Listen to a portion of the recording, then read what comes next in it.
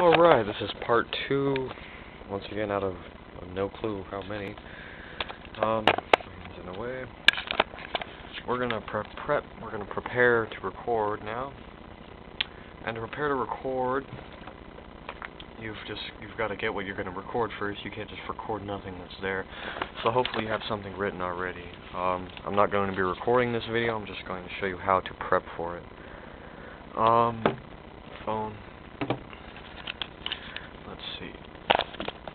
First off, you want to get your gear turned on, and no matter what you're going to connect it to, make sure all the volume's down so you don't get a power surge or a loud crack or pop, and then go through your monitoring system as I explained. I turn down the headphone volume or master volume if you're using the lines out, but I'm not using that, so I don't really care. To prep a record, my gear right here is line 6 Spider 375. My guitar goes through my cord and into my compressor here, which is not very good.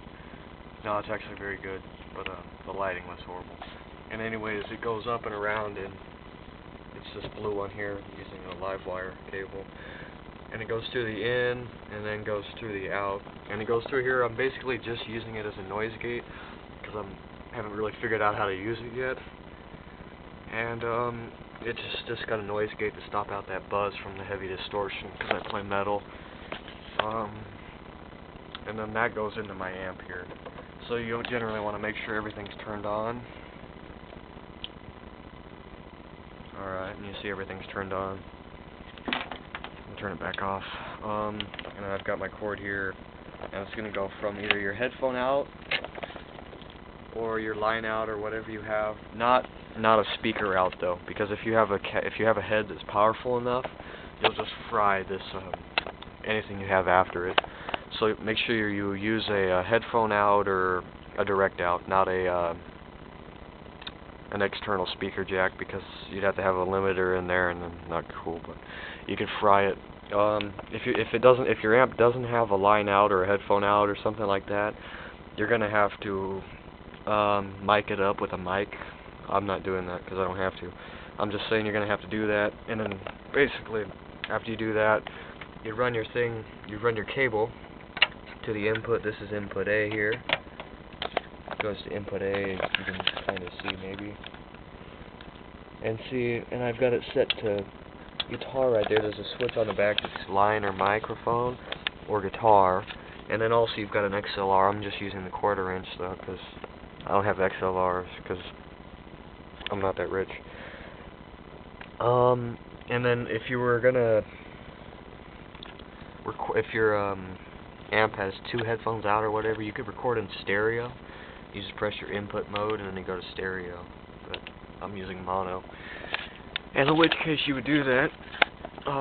Make sure your input's on. The little light next to it means it's on. I can turn it off by pressing the shift key and then pressing on or off.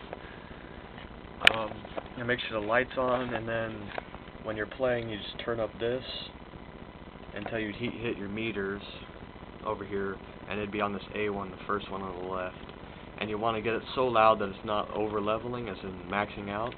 This light right here isn't flashing. You want it so that light isn't flashing just before it. No matter, like the heaviest passage or whatever, the loudest passage, you don't want it to peak, or else it's not going to sound too good. Because you generally want to keep it down within the range of the device. I have a compressor up there I showed you, and that keeps me in range. You can use effects. I'll explain that later. I don't use them.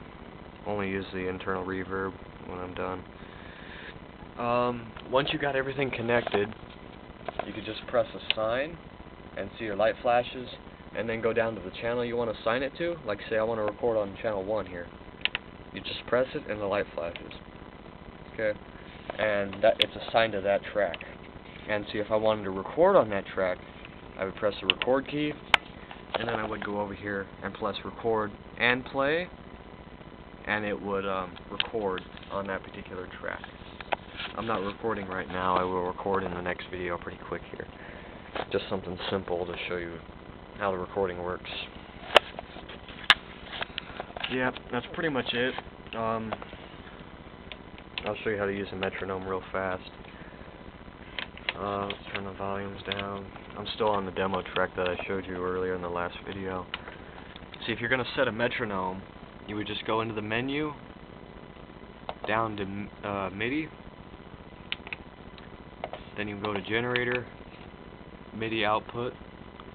Oh, wrong one, right? Oops. Yeah. Okay, I screwed up. You go down, not the generator, but the metronome. Oops. No. Sorry. Metronome output internal, which makes it go to the headphone jack or your RCA out of there. I'm just gonna set it on. I turned it off. I'm setting it to record and play, so I don't actually record over something. And see, I don't know if you can hear it, but let me move close to the speakers.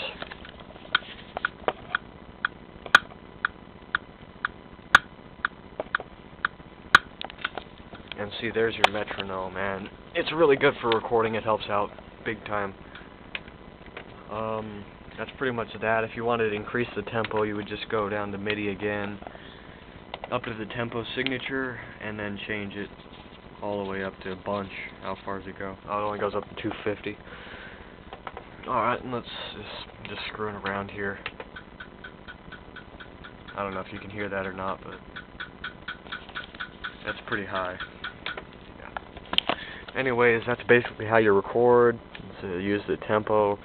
I'm not going to record right now. I'll record in the next video quite soon. That's basically that. Let's see, what else needs to be here?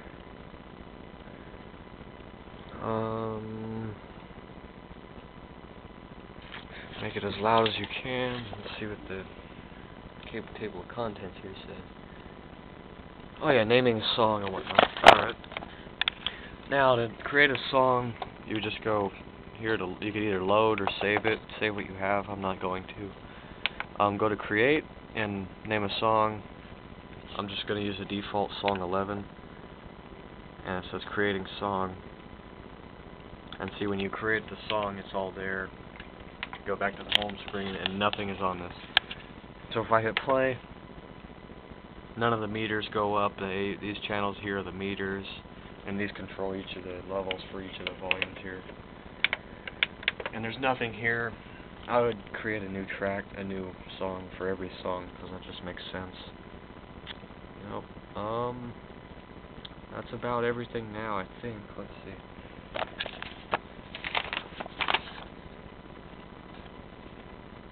Connecting our microphones, setting levels. Overdubbing, no. Punching. I'll do that later. Alright, location points. After you have your song record, I don't know if I should do that this video or not.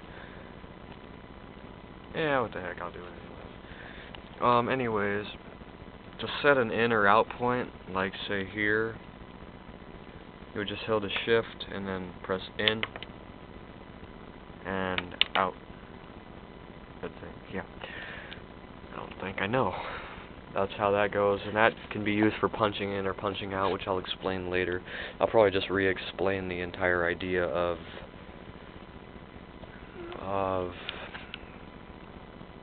the in and out points or whatever. I don't use location marks. I don't think they're any good or they're pointless to me. I don't use bouncing. I'll explain that later after we're done recording. Well, that's that. That's how to record. Just press the record buttons after your track's been assigned, and it'll be all good. Also, make sure you have a good input source, because if you don't have a good input source, it's not going to sound too good. Make sure you have a song written. Plain and simple, basically. And anyways, I'll record in my next video and show you guys how that works out. So just check back for the next video. Yep, that's about it.